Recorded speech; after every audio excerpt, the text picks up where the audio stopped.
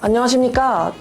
대치 IDA 입시연구소 이정희 소장입니다. 자, 오늘은 2025학년도 대치 IDA 입시연구소 고입 설명회를 여러분들께 시작하고자 합니다. 우리 아이가 예비 고등학교 1학년이라면 과연 성공적인 대학 입학을 위해서는 어떤 전략이 필요하고 도대체 바뀌는 입시 제도에서 고교 학점제가 무엇인지에 대해서 제가 아주 명쾌하게 설명을 드릴 테니까요. 자, 앞서 보셨던 다른 영상들과는 비교되지 않으리라 생각을 하니 어머님들 끝까지 주목해서 제 영상 한번 보시면서 고교 학점제에 대해서 전격적으로 해부해보는 고입 설명에 들어가겠습니다. 오늘의 설명 주제를 크게 세 가지로 말씀드리겠습니다. 먼저 고교학점제가 뭔지에 대해서 같이 알아야겠죠. 고교학점제 때문에 생기는 성적 산출 방식의 변화도 있을 것이고요. 여러분들이 가장 궁금해하실 주제예요. 생활기록부 변화.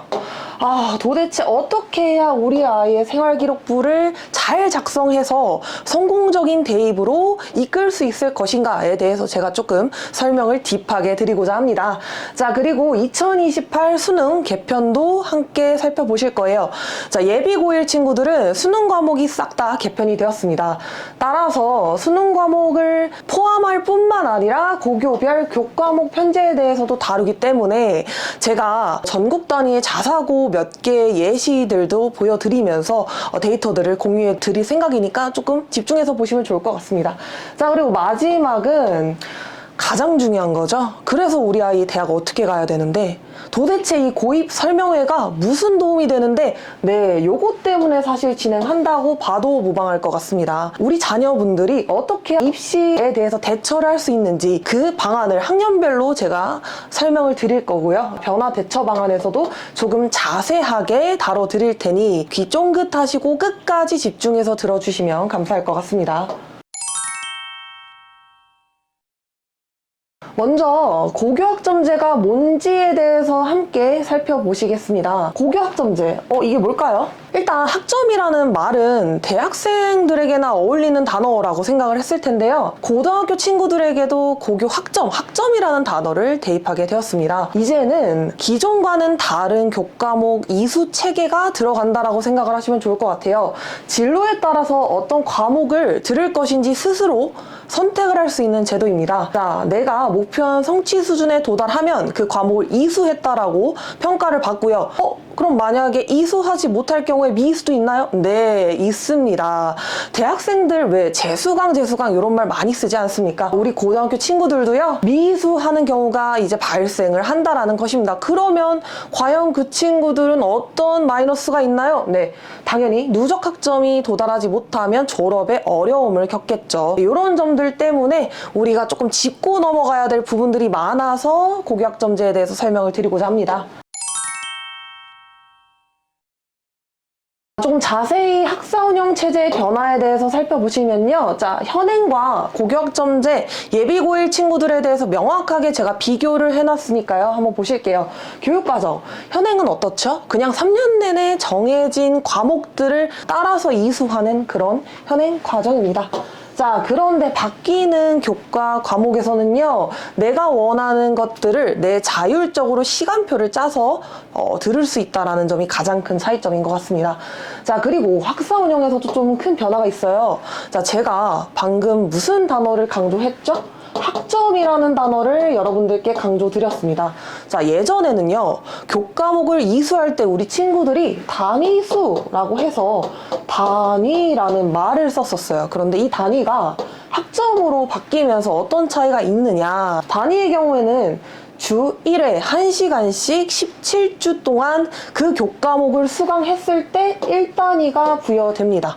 자, 그런데요, 학점에서는 아까 몇 주였죠? 17주였죠? 이제 16주만 들어도 1학점을 부여하게 됩니다. 자, 그러면 과거에 비해서 1주 정도 차이가 나는데 이건 어떻게 하는 건가요? 자, 아까 말씀드렸던 미이수 다시 말씀드리면 재수강의 느낌입니다. 미수인 친구들의 보충 수업을 추가적으로 할 수 있는 시간이 그 일주에 주어질 수도 있고요. 또는 만약에 성취도 평가상 너무 잘 이수를 했다라고 생각이 들면 학교별로 뭐 진로 코디네이터 등의 도움을 받아서 진로 진학 관련한 상담도 진행할 수가 있겠죠. 그리고 이제는 정말 우리 학생들에게 많은 자율성을 부과하려고 하는 것 같습니다. 교수 자원이 상당히 달라져요. 자, 이제는 내가 책가방 메고 학교에 딱 가가지고 그냥 해당하는 교실에 앉아서 수업을 듣는 내용이 아닙니다. 본인이 선택한 수업을 타 학교를 가서도 들을 수 있고 또는 온라인으로 수강을 할 수도 있고 학교 밖까지도 나가서 참여를 할 수도 있다는 점 굉장히 큰 차이죠. 그래서 고교별 교과목 편제가 그만큼 중요하다. 과연 우리 아이가 입학하게 될 고등학교에서는 어떤 교과목을 개설할 것인가, 이게 핵심 키포인트다라고 설명을 드리고 싶어요. 자, 정말 중요합니다. 내신평가입니다. 자, 현재는 어떻게 되어 있죠? 자, 9등급제죠. 굉장히 큰 변화입니다. 5등급으로 바뀌게 됩니다. 그러면 과연 이렇게 단계가 적어지는데 우리 아이의 성적에는 어떤 변화가 있을 것인가에 대해서도 조금 심층적으로 다뤄봐야겠죠. 그래서 제가 이 부분에 대해서도 설명을 드릴 것입니다.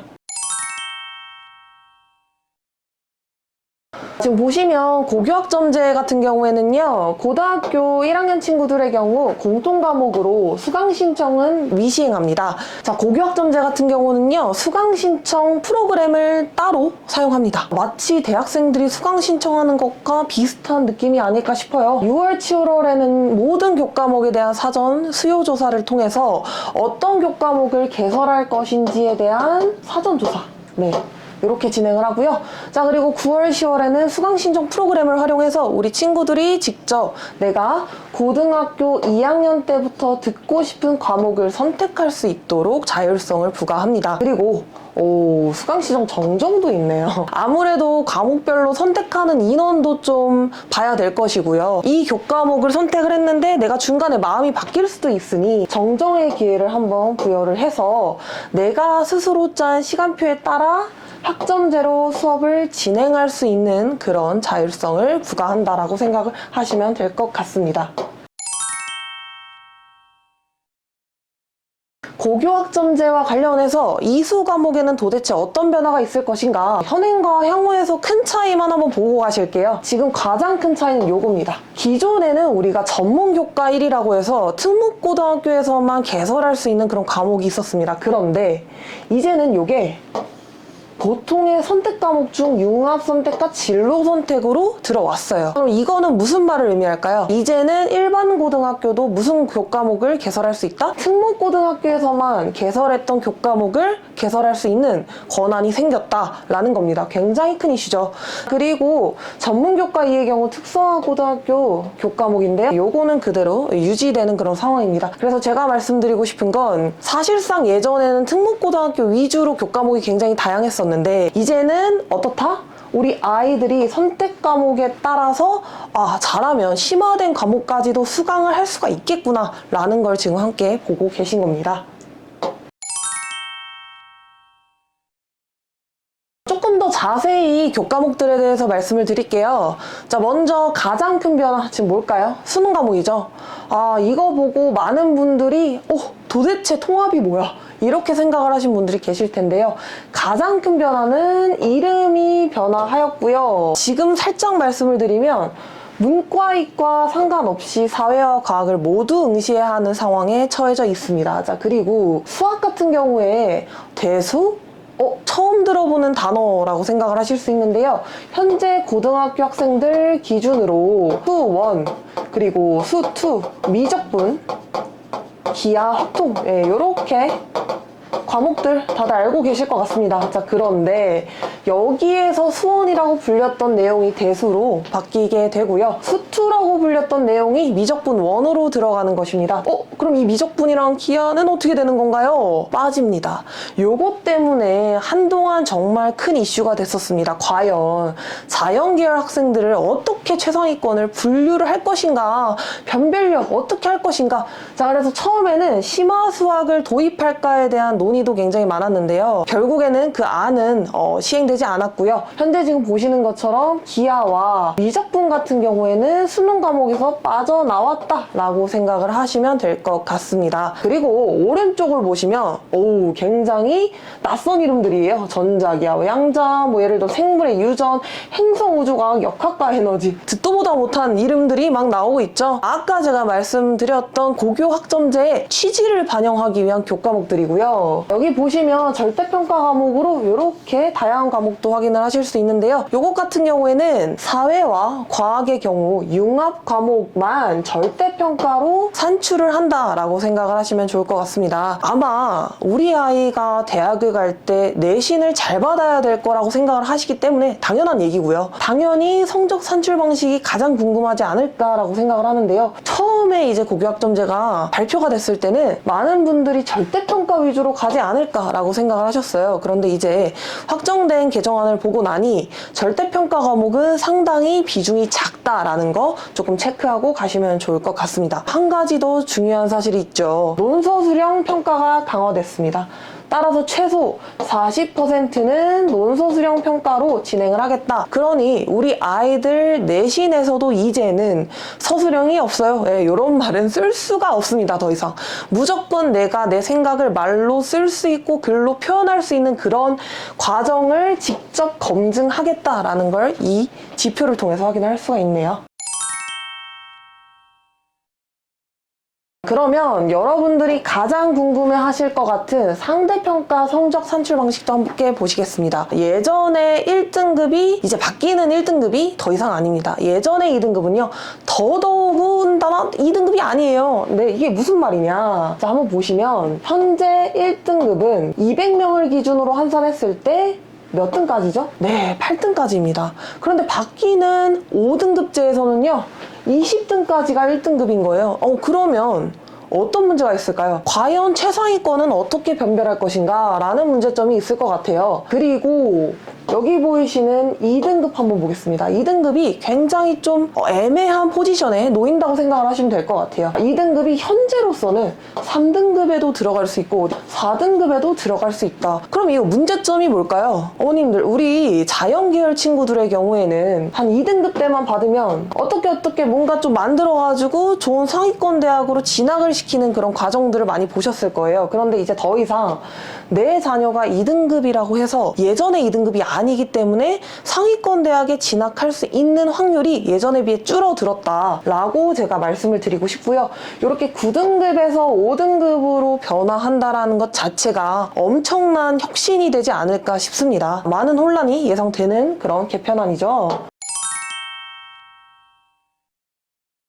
절대평가 성적 산출 방식도 한번 보시겠습니다. 아까 기억나시나요? 과학하고 사회 과목에서만 융합 과목의 경우에 절대평가를 한다라고 제가 설명을 드렸습니다. 마찬가지로 절대평가는 현행과 향후는 큰 차이가 없는데요. 가장 두드러지게 나타나는 차이점은 I가 아닐까 싶어요. incomplete.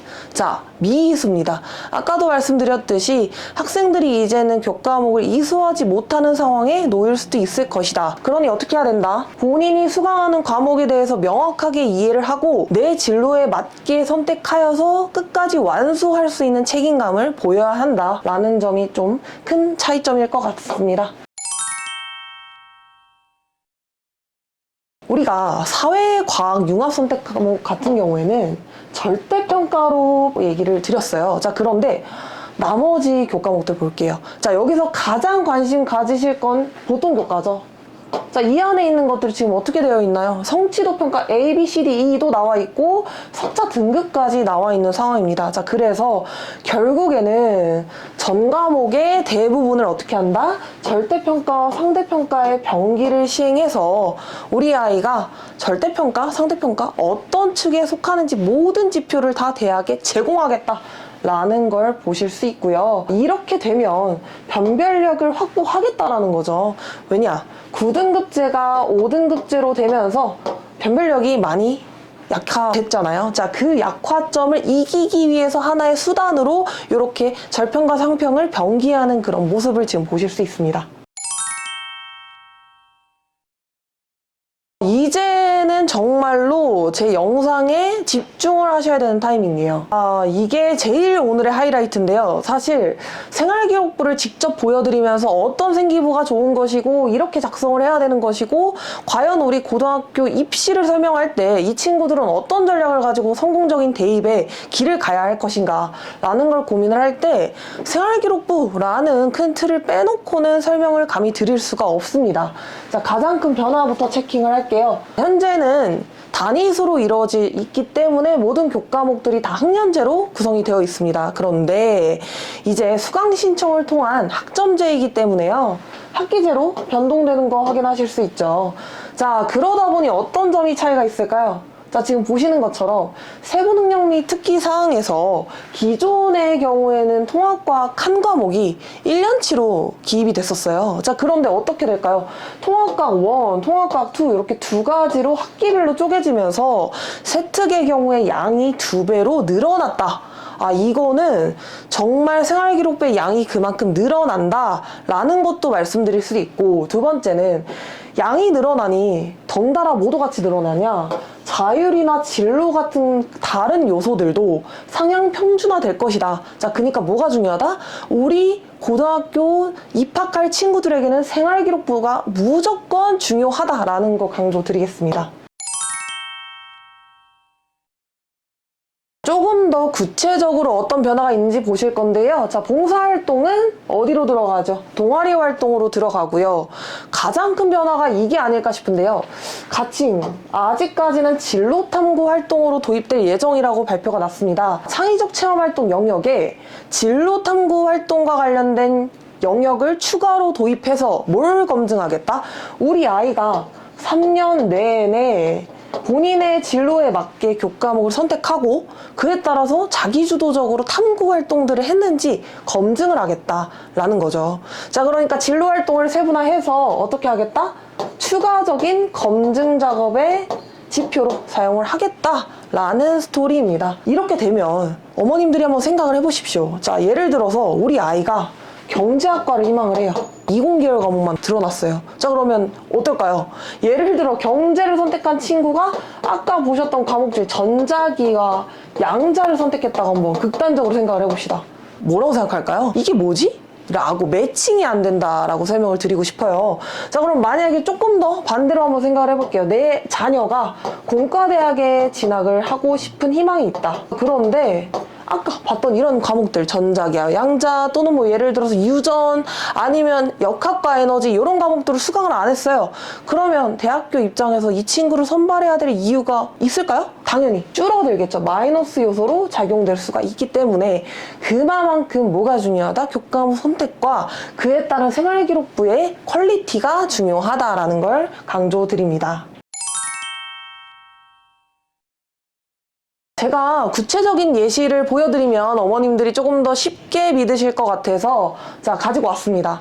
예를 들어 한번 보겠습니다. 이 친구 같은 경우에는요, 공학 계열을 희망하는 친구였고요. 양자역학과 상대성 이론에 대해서 토론을 했고 양자 컴퓨터에 대해서 활용을 해서 새로운 암호 체계에 대한 도입을 도출해냄이라고 지금 자율활동에 쓰여 있는 거 보실 수 있습니다. 자, 마찬가지로 진로활동에서는 어떤 부분이 들어가 있죠? 모스펫 이라든지 시모스 기술, 인버터, 자, 이런 내용들은 회로 이론과 관련돼 있는 내용들입니다. 자, 그러니까 여기에 보이는 모든 내용들이 다 어떤 느낌이다? 공과 계열에 맞춰서 써진 느낌이다. 자, 이 친구는 전자전기공학부를 희망하는 친구였고요. 3년 내내 이쪽으로 본인의 진로에 맞게 활동을 하고 교과목들을 선택해서 수강을 해서 좋은 결과를 얻을 수 있었던 친구 중 하나입니다. 이렇게 뭘 해야 된다? 개척 활동을 해야 된다. 우리 친구들 이제는 더 이상 남이 그냥 떠먹여주는 밥을 먹을 수가 없어요. 예. 남이 떠먹여주는 숟가락에 그냥 입만 딱 벌리고 있는 그런 시대는 이제 끝났다. 내가 스스로 내 길을 찾아서 자기주도성 검증하면서 교과목 세팅해서 생활기록부를 만들겠다라는 마음가짐이 반드시 필요할 것 같아요. 자, 그러기 위해서는 우리 어머님들의 지속적인 관심도 당연히 중요하겠죠. 그러니 제 설명을 마저 들어보시겠습니다. 이제 어느덧 두 번째 챕터입니다. 2028 수능 개편 사항이죠. 과연 그래서 2025년도에 고등학교를 입학하는 친구들이 수능을 보게 됐을 때 과연 어떤 큰 변화가 있는지에 대해서도 짚고 넘어가야겠죠. 아까 말씀드렸던 것처럼 수학은 큰 변화가 과목명에서 있고요. 그리고 이공계열 학생들이 기존에 응시했던 기하와 미적분이 없어졌다라고 생각을 하시면 될 것 같습니다. 자, 나머지 과목들도 한번 볼게요. 통합사회, 통합과학 가장 큰 틀의 변화가 아닐까 싶은데요. 자, 문이과 관계없이 이제는 무조건 사회든 과학이든 더 이상은 뭐 사탐런이라는 단어가 등장도 할 수 없는 지경에 이르렀다라고 생각을 하시면 좋을 것 같아요. 그러면 2028 수능이 왜 저렇게 교과목들에 바뀌게 되었나라는 것도 한번 보고 가야겠죠. 통합형 수능이 출제 의도입니다. 먼저 문이과 계열과 상관없이 우리 아이가 공통 과목을 응시함으로써 선택 과목으로 인해서 기존에 유불리가 있었다면 그것을 해소하겠다라는 입장이고요. 그것 때문에 이제는 문과와 이과 상관없이 뭘 들어야 된다? 사회와 과학을 모두 수강해야 된다, 모두 응시해야 된다라는 상황으로 보여집니다. 그리고 심화수학을 도입 제외하면서 굉장히 큰 논란이 있었죠. 아까도 말씀드렸듯 과연 그럼 의치안 또는 뭐 예를 들어서 스카이, 공과계열 이렇게 생각하는 친구들은 도대체 어떻게 해야 하는가?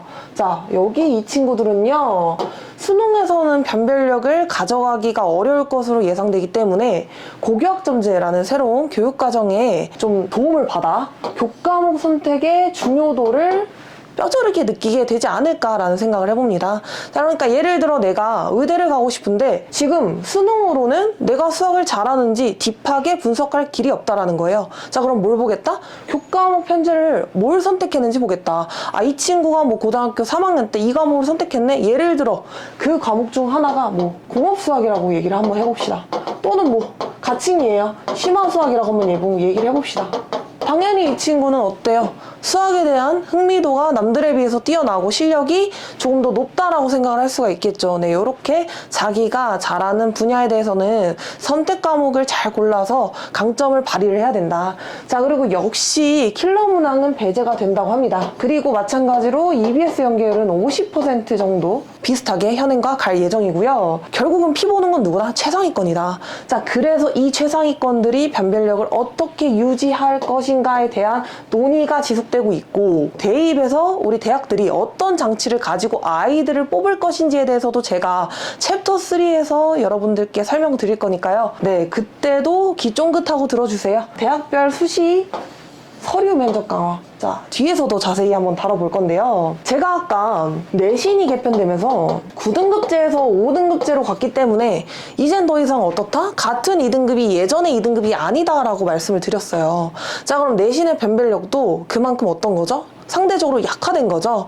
자, 그런데 지금 이 멘트를 한번 보실게요. 서울대의 경우 2028 대입에 개편안을 냈는데 정시의 경우 2단계에서 교과 역량 평가를 기존의 20%였는데 40%로 증가한다고 합니다.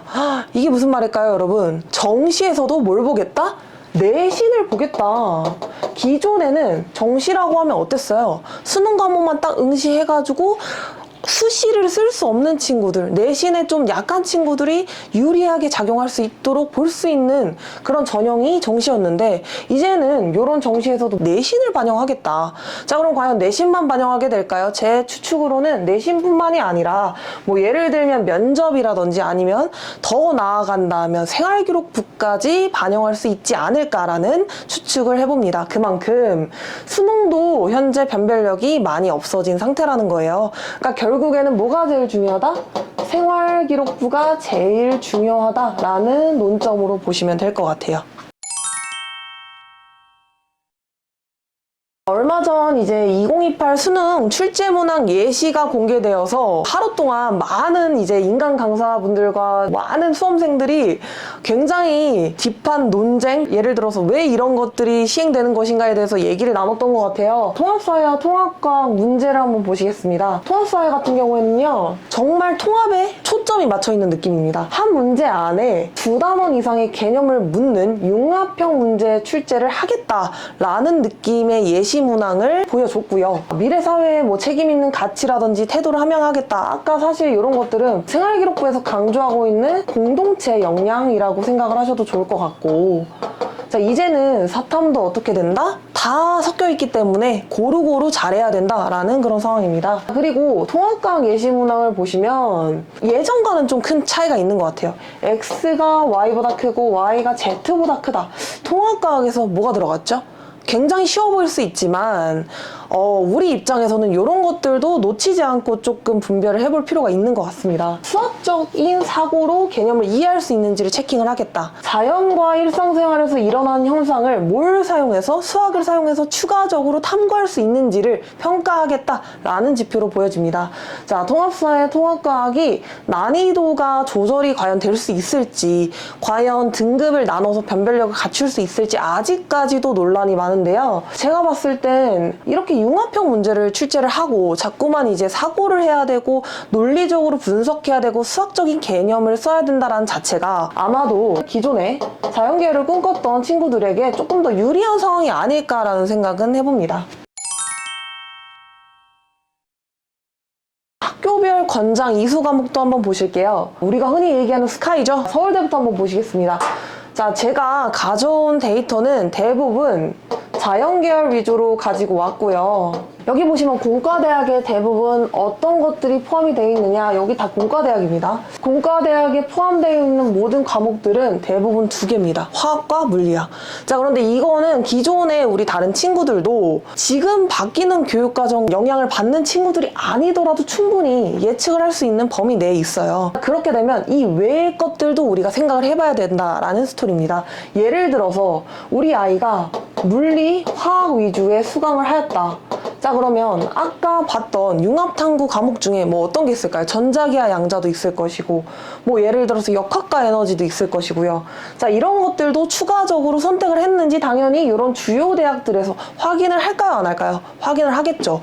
그렇기 때문에 권장하는 이수 과목을 세팅을 해놓은 거고요. 그리고 여기 보시면 아까 수능에서는 제외됐는데 기하가 포함이 돼 있는 걸 확인을 하실 수가 있어요.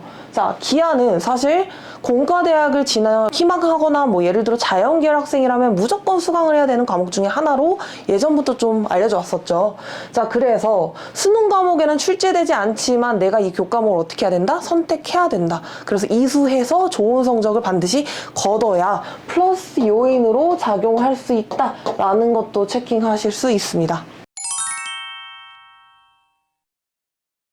슬슬 이제 교과목 편제가 고교별로 다 발표가 되기 시작했어요. 가장 먼저 이제 발표가 되는 순서는 뭐 자사고도 발표가 되고요. 뭐 특목고 위주로도 발표가 되는 그런 양상을 보실 수 있는데, 제가 몇 개 학교, 여러분들이 다 들어봤을 법한 학교들의 교과목 편제를 좀 가지고 와봤습니다.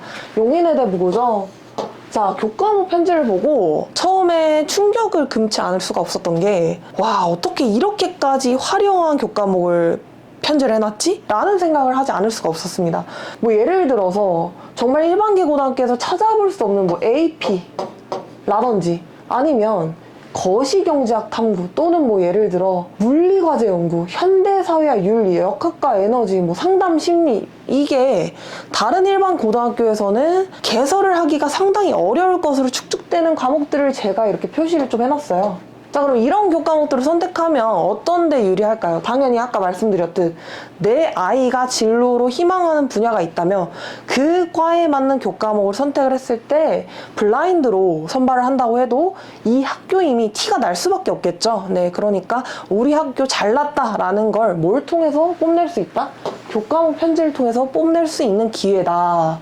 자, 상상고입니다. 보시면 행성우주과학, 지구시스템과학, 또는 실용통계, 이산수학, 고급 미적분, 고급 물리학, 심화경제, 이런 과목들이 다 편제가 되어 있다 보니까요. 당연히 경영경제 상경계열뿐만이 아니고 공과계열을 비롯한 의치안을 생각 중인 학생들에게도 유리한 상황이 될 수밖에 없는 겁니다. 만약에 그 친구들이 이 과목을 선택을 해서 수강을 하고 좋은 성적을 받고 그 안에서도 본인이 어떤 성취를 이루어낸다면 이러한 평가 요소들 당연히 반영을 할 수밖에 없겠죠. 생활기록부에 당연히 이런 내용들이 포함이 될 것이고요. 자, 그래서 교과목 편제도 하나씩 공개되고 있는데 학부모님들께서 항상 업데이트를 꾸준히 하셔서 확인을 하셔야 돼요. 자, 우리 아이가 가게 될 학교는 과연 어떤 교과목을 편제할 것인가 눈여겨보셔야 정보를 빨리 수집할 수 있습니다. 세화고등학교 교과목 편제 그리고 희문고 교과목 편제입니다. 자, 세화고나 희문고 같은 경우에도 아까 저희가 봤던 용인 외대부고나 상산고처럼 다양한 교과목을 편제를 해놨는데 여기서 눈여겨볼 점이 하나 있어서 제가 가지고 왔습니다. 교과목들을 보시면 2-2학년 2학기까지 수능 교과목을 모두 마치게 해서 학교 수업에 충실한 학생들의 경우 수시와 정시가 동시에 대비될 수 있도록 세팅을 해놓은 교과목 편제입니다. 그리고 상경계열을 위한 경제수학이나 실용통계를 따로 개설을 해서 내 아이가 만약에 경영경제를 희망하고 있다면 플러스 요인으로 작용될 수 있을 것이라고 생각을 하고요. 자연계열을 위한 기하나 미적분, 전문수학 등을 개설을 해서 아까 보았던 특목고 개설 과목 있죠? 그걸 이제 끌어왔다. 그러니까 이런 학교들도 이제는 어떻게 될 것이다? 굉장히 경쟁률이 치열해지지 않을까라는 생각을 하지 않을 수가 없어요. 우리 아이가 2학년까지 모든 수능 대비를 다 마치고 3학년 때 이제 뭐 예를 들어서 진로와 관련된 과목들, 교과목들 수강을 하고 대입과 관련해서 준비할 것들이 많잖아요. 그러니까 2학년 때 모두 다 끝내겠다. 이 학교들에게는 공통의 역량이 되지 않았나라는 생각을 해봅니다. 과연 고입과 관련해서 우리 아이가 어떤 고등학교를 선택해야 될 것인가? 이게 아마 가장 요즘 화두가 되는 것 같아요. 그래서 도대체 교과목 편제, 고교학점제 2028 수능 우리 아이는 어떤 학교 가야 되는데 자, 일단 제가 계속 강조드리는 것처럼 교과목에 따라서 학교를 먼저 선정을 하시는데요. 당연히 상경계열 같은 경우는 경제 과목 위주로 아니면 전기전자나 기계학과 같은 경우는 물리나 또는 화학 과목 위주로 수강할 수 있는 교과목 편제를 해놓은 학교를 찾아야겠죠. 그게 일반고가 되었든 자사고가 되었든 특목고가 되었든 상관없이 교과목을 내가 만약에 신청을 할 수 없는 경우에 타 학교를 가서라도 내가 수강을 할 수 있다면 뭐 그것도 나쁘지 않은 하나의 방법이라고 생각을 합니다. 일반 고등학교에 진학을 해서 인근 학교와 공동교육과정을 통해 내가 타 학교의 과목들을 수강을 할 수 있다라는 정보를 미리 얻을 수만 있다면 충분히 가능한 스토리겠죠. 그리고 학교 과정에서 교과와 관련된 여러 가지 프로젝트들이 진행될 예정이니까요. 규모 또한 따지지 않을 수가 없습니다. 자, 예를 들어 우리 학교에 몇 명이 재학할 것이고 전교생은 몇 명이어서 5등급제를 적용하면 우리 아이는 과연 어느 등급에 포진되어 있을 것인가, 그리고 이 등급을 받았을 때 우리 아이가 갈 수 있는 대학의 급은 어디일 것인가를 미리 예측을 해야 된다는 거예요. 그리고 마찬가지죠. 학교에서 뭘 관리해주나? 생활기록부를 관리해주나를 유심히 보셔야 됩니다. 자, 개인별 세특에 되는 기재되는 내용이 이제 어떻게 된다고요? 대입에 긍정적인 평가 요소로 작용을 하기 때문에 무조건 우리 아이가 선택한 교과목에 맞춰서 진로 코디네이터 또는 예를 들어 진로 진학 상담을 해주시는 선생님이 계실 건데 그런 선생님들께서 조언을 해주시는 방향으로 내가 원하는 과에 가기 위해서 교과목들을 차근차근 수강을 하고 요거와 관련해서 뭘 써야 된다고요? 세특을 써야 된다. 이런 것들을 하나하나 완수를 했을 때 뭐가 만들어질까요? 질 좋고 양도 많은 생활기록부가 만들어질 것이고 요게 하나의 또 어마어마한 파워가 될 거니까요. 우리 아이 대입에는 굉장히 중요한 요소라고 생각할 수 있죠. 2028 대입과 관련해서 그래서 우리 아이가 대학을 진학할 때는 어떤 변화가 있는데 라는 걸 큰 틀로 제가 한번 표를 작성해 보았는데요. 자, 현재가 2024년도의 비율이고요. 2028년도에 어떻게 변화할 것인지 예측해서 이렇게 작성을 좀 해봤으니까 비교해서 확인해 보시면 좋을 것 같습니다. 자, 예를 들어 현재까지는 현 고1까지는 어떤 상황이었냐. 수시가 80%, 정시가 나머지 20% 정도였고요. 자, 그 중에서 가장 큰 비율을 차지하는 건 교과 과정이었죠. 그리고 두 번째가 종합이었습니다. 자, 그리고 논술, 실기, 뭐 예를 들어 이런 것들도 추가적으로 보실 수 있는 내용인데, 대입제도 때문에 어떤 일이 예전에는 가능했냐. 예를 들어 우리 아이가 내신이 좋아요. 그럼 뭘 쓸 수 있을까요? 당연히 학생부 교과를 쓸 수 있겠죠. 여기 보이는 것처럼 학생부 교과는 뭘 반영하니까? 내신을 반영하니까. 그런데 내 아이가 내신은 좋은데 가고 싶은 과는 진로에 맞게 다른 방향으로 세팅을 해서 생활기록부가 완성이 되어져 있어요. 그럼 그걸로는 또 뭐 쓸 수 있을까요? 학생부, 종합도 쓸 수 있을 거란 얘기예요. 그러니까 이전까지는 우리 바뀌는 고입 말고 이제 이전까지는 어땠다? 교과와 종합을 짬뽕해서 믹싱해서 쓸 수가 있었다. 그러니까 예를 들어 어떤 A라는 학생이 내신이 좋다라고 가정을 해보면 그 좋은 내신을 활용을 안 할 이유가 없잖아요. 활용해서 뭐 하겠다? 교과 전형도 넘볼 것이고, 자, 그리고 본인이 완성해 놓은 생활기록부의 자료들을 바탕으로 종합 전형도 함께 노려볼 것이다 라는 게 하나의 스토리였는데, 자, 이제 2028 대입은 어떻게 변화할 것인가. 이게 완전히 불가능할 것으로 예측이 됩니다. 이유는 뭐가 강조가 되었죠? 아까부터? 교과목이 강조되고 있습니다. 그러니까 3년 내내 우리 아이가 자기주도적으로 탐구를 했는가를 뭘로 확인하겠다?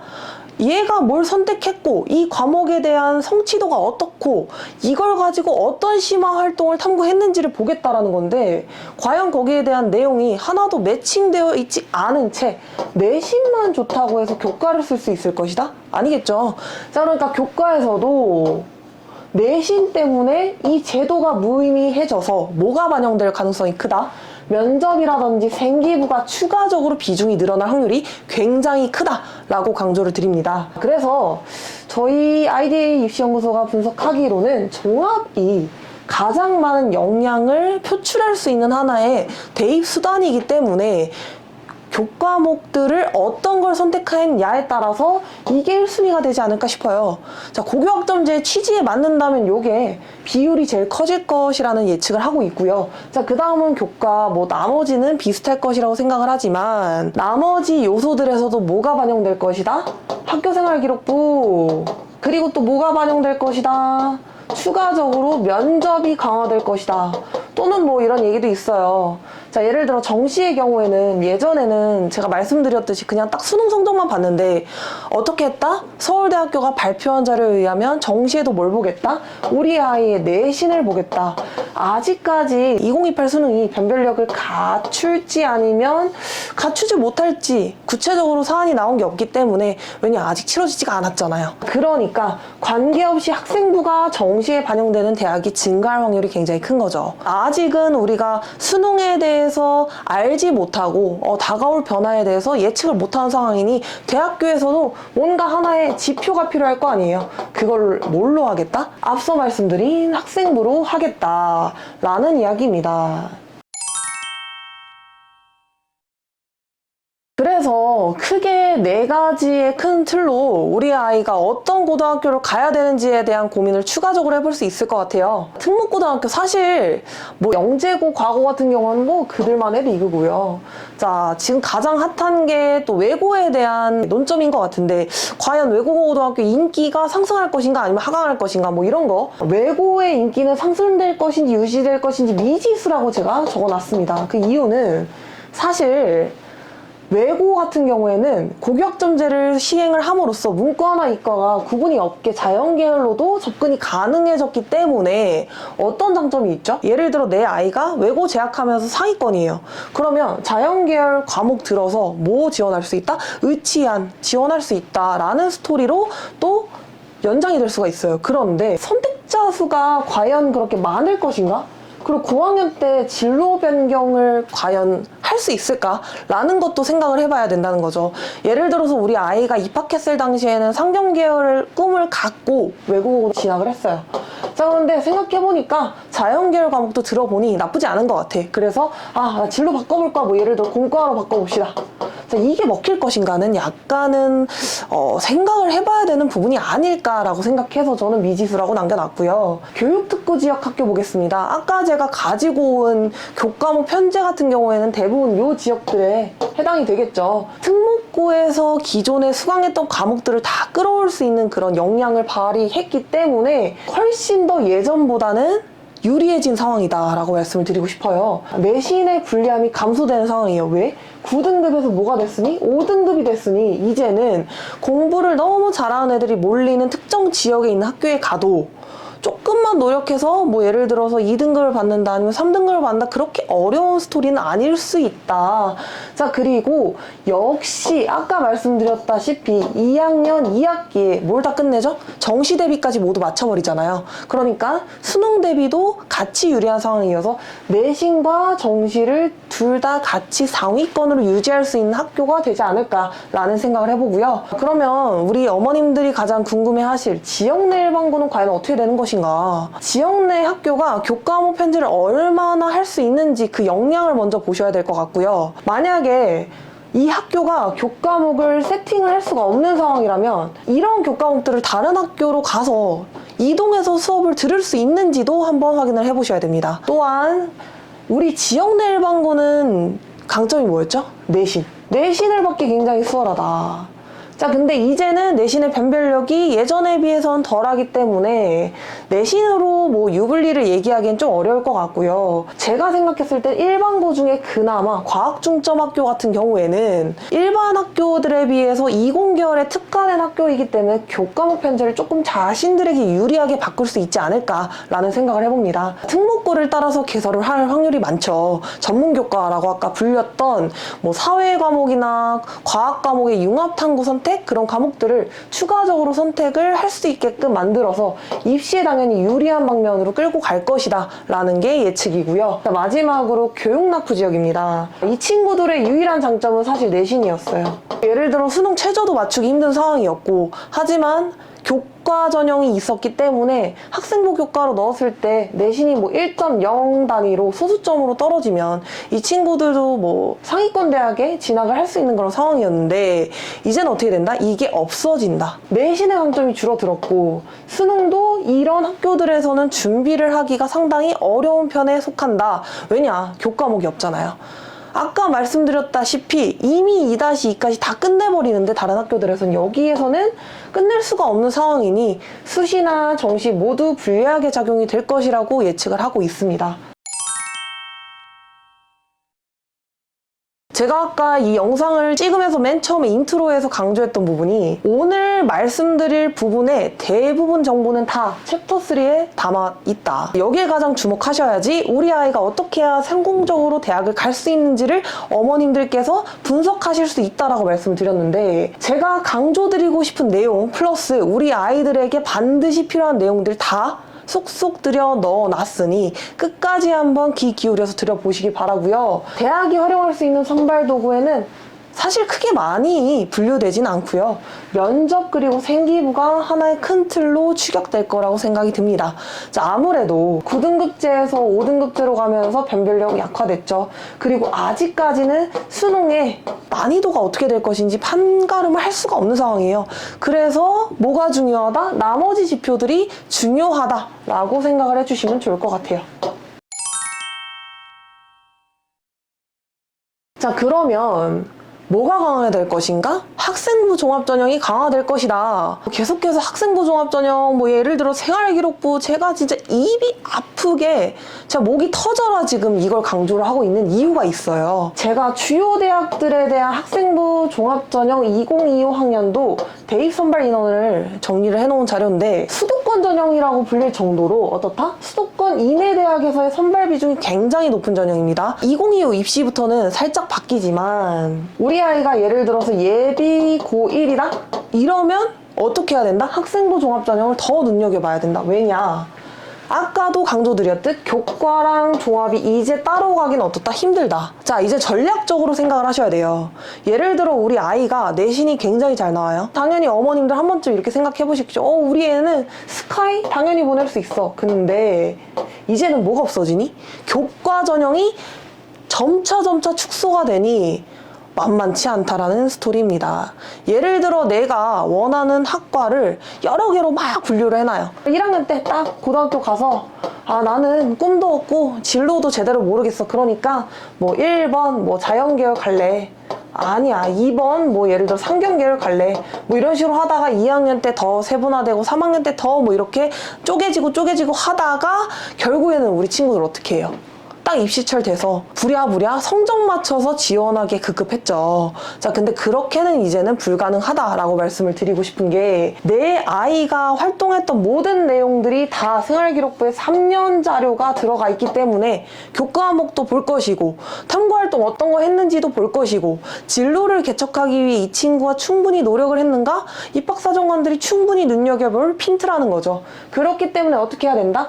처음부터 끝까지 하나의 진로로 밀고 나가는 것이 굉장히 플러스 요인이고 사실 그게 힘들다면 1학년 때만큼이라도 공통 과목을 수강을 하니 적어도 고등학교 1학년 때는 뭘 선택해야 된다? 나의 진로와 꿈과 명확한 희망을 선택을 완료해야 한다라는 이야기입니다. 자, 그래서 학생부 종합전형이 결국에는 강세가 될 것이기 때문에 이를 바탕으로 고교학점제 취지도 부합할 것이다 라고 설명을 드리고 싶어요.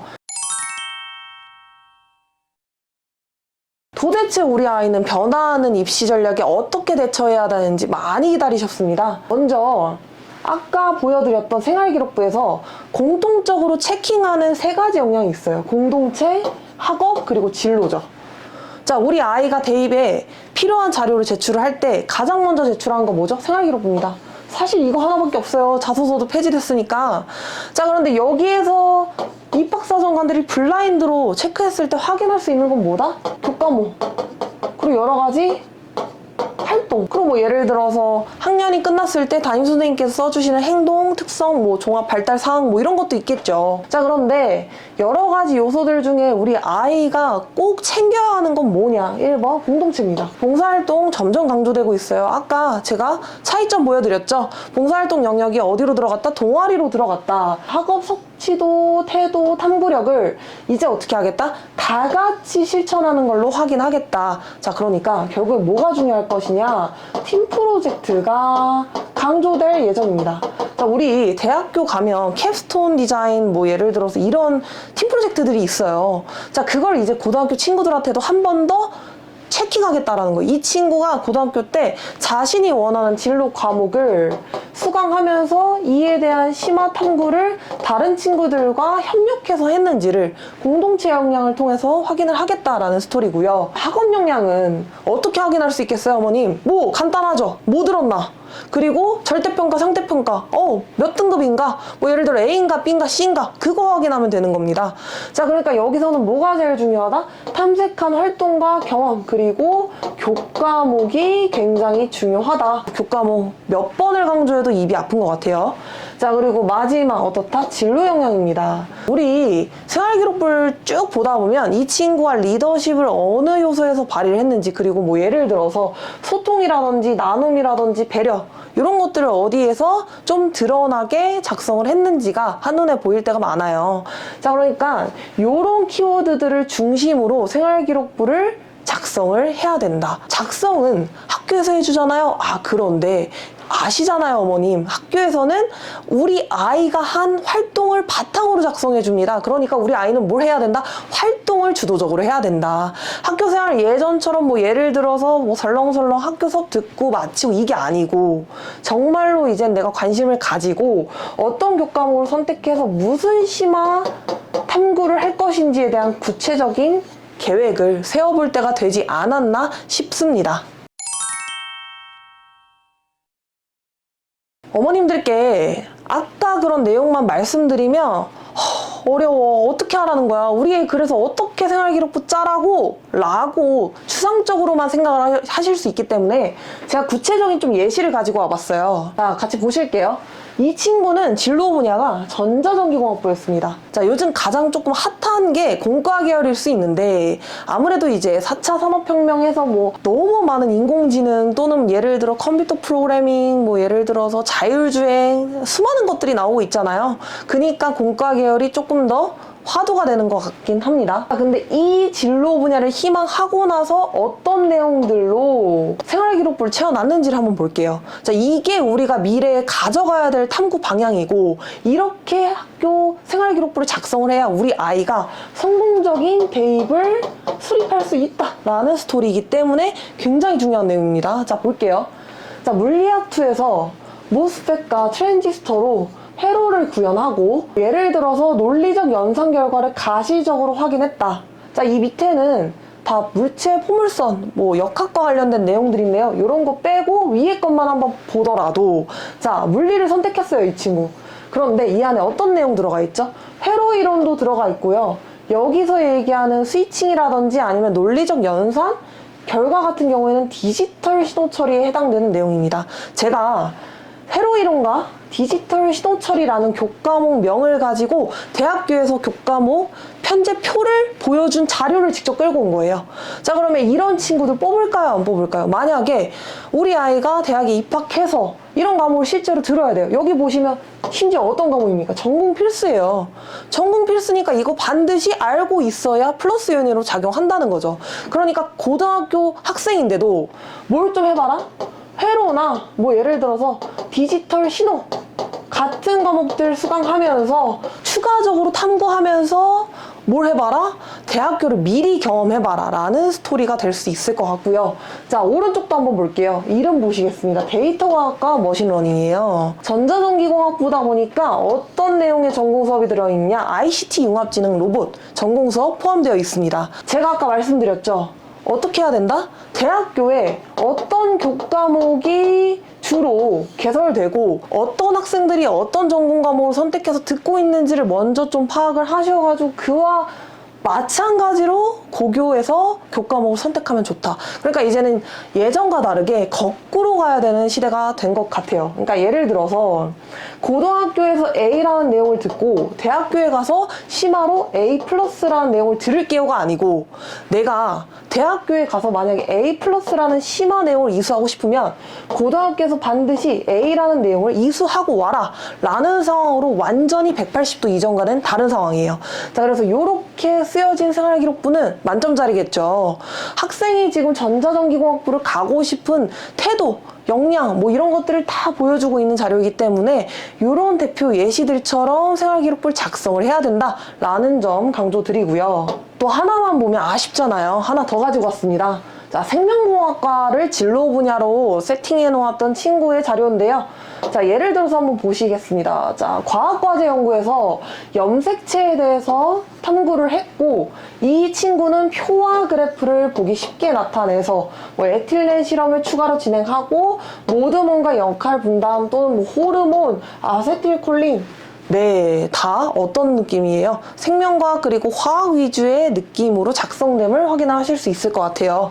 자, 오른쪽도 한번 볼게요. 저는 사실 이 생활기록부를 보고 감탄을 금치 못했던 게 사회문제 탐구예요. 사회문제 탐구인데 지금 어떤 내용 들어가 있냐? mRNA 백신의 작동 원리 및 위험성이라는 내용이 들어가 있어요. 이 친구가 처음부터 자신의 진로 분야를 뭘로 잡았죠?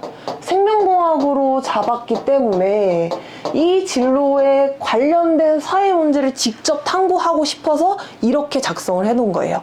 자, 그러면 우리 친구들 아까 제가 어머님들한테 직접 한번 대학교에서 선발하는 입학사정관에 입장이 돼보면 더 이해하기 쉽다고 말씀을 드렸어요. 경영경제예요. 상경계열. 뭐 선택해야 될까요? 당연히 경제수학, 확률과 통계. 근데 너무 그냥 뻔한 내용들이지만 이런 것들과 관련해서 심화적으로 탐구할 수 있는 요소들도 생기부에 잔뜩 드러나야 된다라는 뜻이고요. 만약에 우리 아이가 4번 대학교를 가고 싶어요. 자, 그러면 어떤 능력이 좀 중요하죠? 어떤 역량?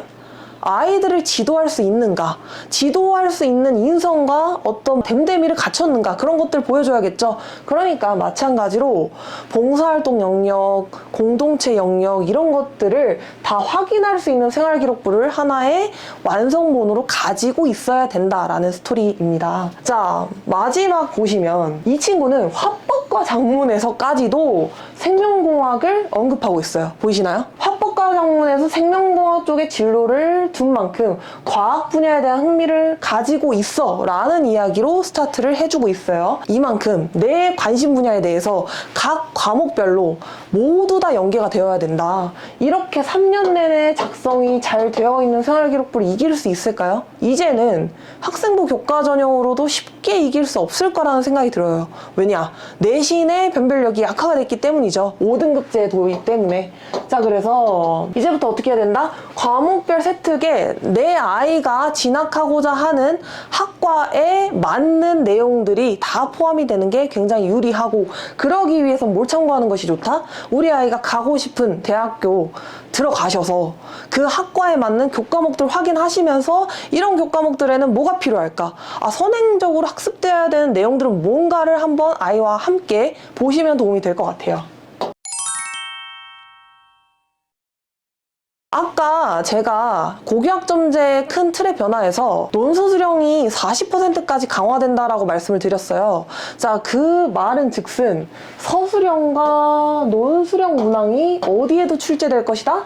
내신에도 출제될 것이고, 사실 이 친구들이 강화됐기 때문에 논술 전형을 뭐 더 끌고 갈 것인지 더 키울 것인지 뭐 이런 것들에 대한 미지수도 아직은 남아있긴 한데요. 지금 보시면 예전에는 객관식으로 기후변화의 원인이 아닌 것은 간단했죠. 자, 그런데 어떻게 됩니까, 어머님들? 영향을 설명하래요, 우리 아이에게. 그리고 해결하기 위한 협력 방안을 한번 논의해보라고 얘기합니다. 마치 어떤 느낌이냐면 대학생들한테 어떤 문제점을 주고 이 문제점을 해결하기 위한 해결 방안을 너희들이 직접 한번 찾아와봐. 이 해결 방안을 직접 묻는 것과 같은 느낌의 문제들이 출제된다라는 거예요. 자, 그러니까 우리 아이의 뭐가 중요하다? 사고력이 중요하다.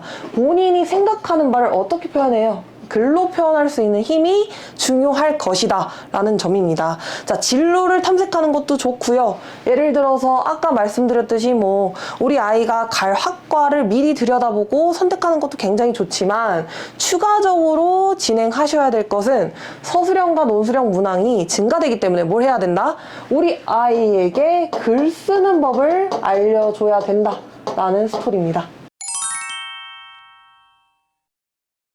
다음으로는 이제 학년별 조언입니다. 우리 어머님들, 우리 아이들 어떻게 해야지 성공적인 대입으로 이끌 수 있는지에 대해서 정말 고민 많으시죠? 그래서 제가 학년별로 구체적으로 어떻게 해야 하는지에 대해서 조언을 좀 짜보았습니다. 가장 오늘 제가 설명한 고입 설명회를 관심 깊게 들었을 친구들은 예비 고1 친구들이 아닐까 싶어요. 그쵸? 자, 이 친구들 같은 경우에는 당장 고교학점제가 내년부터 도입이 되니 2025학년도 딱 들어섰을 때 굉장히 혼란스러울 수 있습니다. 그러니까 이 친구들 어떻게 해야 된다? 미리미리 대비하기 위해서 올 겨울이 하나의 기회로 작용할 수 있다라고 말씀을 드리고 싶어요. 자, 만약에 예비 고1 친구가 있는데 진로가 미리 정해져 있지 않다면 어떻게 해야 될까요? 미리 정하기 위해서 고군분투해야겠죠. 지금까지 쭉 내용을 보셨겠지만 어때요? 모든 스토리가 다 일맥상통하게 계속해서 주도적으로 개척해 나가는 과정을 스토리텔링으로서 보여주자라는 내용입니다. 그러면 우리 예비고1 친구도 고등학교 1학년 때까지는 괜찮아요. 공통이니까. 그런데 2학년, 3학년 땐 구체적인 진로에 대한 목표가 명확해야 생활기록부 또는 뭐 내신, 뭐 수시, 정시 이런 것들을 대비하기에 수월하다라는 스토리입니다. 자, 그리고 아무래도 문과랑 이과가 이제 더 이상은 분류되지 않잖아요. 그러니까 이 부분에 대한 것도 명확하게 세팅을 해 놓으셔야 됩니다. 이게 대학교 학과에서 분류를 안 하는 게 아니라 고등학교에서만 분류를 더 이상 안 하는 것이기 때문에, 하지만 뭘로 확인할 수 있어요? 교과목으로 확인할 수 있잖아요. 그러니까 우리 아이가 선택할 과목을 미리 확인할 수 있는 친구들, 예비 고1 친구들이고요. 우리 예비 고1 이하의 친구들도 좀 보겠습니다. 밑에 친구들 보면요. 자, 중학교 2학년이죠. 현 중2 이하 친구들은요. 중등 생활부터 조금 더 빡세게 고등학교 생활처럼 해보자 라는 게 제 조언입니다. 고등학교에 입학해서 생기부라는 것의 중요성을 알고 뒤늦게 학교 생활에 적극적으로 참여하고 교과목을 막 적극적으로 수립해서 내가 편제표 보고 찾아다니고 좋아요. 너무 좋은데 미리 한 자와 미리 하지 못한 자는 정말 큰 차이가 있지 않을까라는 생각이 들 수밖에 없어요. 그러니까 어떻게 하자? 중등 때부터도 생기부를 관리를 해주자. 그리고 제가 아까도 강조드렸듯이 우리 아이들 내신 시험에 서술형과 논술형 시험 몇 프로? 40%까지 출제가 된다라고 설명드렸어요. 그러니까 이것에 대한 대비도 필수적으로 진행을 해야 된다. 그러니까 뭐가 필요하겠어요? 사고력이라든지 뭔가 내가 생각한 것들을 글로써 풀어낼 수 있는 문해력 또는 뭔가 문장 구성력 이런 것들이 좀 있어야겠죠. 자, 그리고 중등 때부터 진로를 찾기 위해서 다양한 활동을 하는 것도 조언의 하나입니다. 왜냐, 사실 고등학교 학생들에게 진로를 찾으라고 하면 굉장히 가혹하게 느껴질 수 있기 때문에 미리미리 중학교 때부터 찾아가는 게 좋지 않을까라는 생각에서 좀 넣어봤고요. 그렇지 않습니까? 어른들도 뭐 예를 들어서 한 5년이 지나면 꿈이 바뀔 수도 있고 희망이 바뀔 수 있는데 우리 아이들이 처음부터 끝까지 같은 꿈을 향해서 달려나가야 된다는 게 제가 어른의 입장으로 생각을 해봐도 상당히 쉽지 않은 부분인 것 같아요. 그러니까 그런 것들을 조금 완화하기 위해서 중학생 때부터 조금 더 남들보다 다르게 노력해보자 라는 게 하나의 핀트고요. 독서의 중요성은 제가 아까도 강조드렸듯이 사회탐구 또는 과학탐구 같은 경우 이제 통합사회, 통합과학으로 바뀌고 나서부터 어떤 문제가 다수 출제된다? 융합형 문제가 다수 출제됩니다. 이제는 예전에 배웠던 내용들을 다 하나로 묶어서 출제하겠다는 거예요. 그러니까 한 문제에서도 한 가지의 개념만 출제되는 게 아니라 뭐 두세 가지까지도 개념을 알고 있어야 접근할 수 있는 그런 문제들을 풀어야 되기 때문에 독서는 더더욱 중요할 것이라고 생각을 합니다. 고등학생이 된다면 우리 친구들 적극적으로 생활해야겠죠, 당연히. 학교 생활만큼 더 이상 중요한 건 없을 것 같습니다. 학교 생활이라는 것이 얼마나 열심히 했냐에 따라서 생활 기록부가 완성이 되기 때문에 제가 이 지표를 가지고 지금까지 많은 자료들을 보여드렸잖아요. 우리 어머님들이 더 적극적으로 우리 아이한테 학교 생활에 충실해야 된다라는 것을 좀 강조를 해주실 필요가 있고요. 교내에서 어떤 활동을 하는지 조금 구체적으로 뭐 선후배, 선배들 좀 있으면은 물어봐서 활동들을 미리 찾아서 세우고 이러한 관련된 활동들을 미리미리 준비해서 선점하는 것도 하나의 전략일 수 있겠다. 뭐 예를 들어서 뭐 스팀 활동이라든지 아니면 뭐 과학탐구 동아리라든지 어떤 실험을 통해서 보고서를 발표해야 되는 그런 주제로 선발을 한다든지 이런 것들을 미리미리 체킹하자는 거고요. 진로에 대한 고민은 꾸준히 할 필요가 있고 결국에는 교과목을 제대로 골라야 되기 때문에 후회 없는 입시를 준비하기 위해서는 아이의 꿈과 희망 명확하게 잡고 가셔야 됩니다. 오늘 저와 함께 IDA 입시연구소 고입설명회 라는 큰 주제로 세 가지의 큰 챕터로서 고교학점제에 대해서 같이 살펴보고 우리 아이가 성공적인 대학 입시를 하기 위해서 어떤 방안을 수립을 해야 되는지에 대해서 좀 자세히 다뤄봤던 시간입니다. 제가 앞서 말씀드렸듯이 이 영상이 중요한 이유는요. 사실 다른 영상에서도 고교학점제나 이런 것들 많이 설명하죠. 예, 구체적으로 뭐 어떤 안이 있고 이런 것들이 개정되고 다 보여주는데 실질적으로 그래서 생활기록부 어떻게 바뀌는데? 라고 물어봤을 때 구체적인 데이터라든지 아니면 예시 자료들을 보여준 영상은 거의 드물다 라는 게 하나의 차별점일 수 있을 것 같아요. 자, 그러니까 어머님들께서도 제가 오늘 공유해드린, 발표해드린 내용들을 차근차근 다시 보시면서 우리 아이의 생활기록부가 어떻게 완성되어져야 하는지에 따라 고입을 성공적으로 준비해서 결과적으로 좋은 대학에 입학할 수 있는 밑거름을 만드시길 바랍니다. 지금까지 IDA 입시연구소 이정희 소장이었습니다. 감사합니다.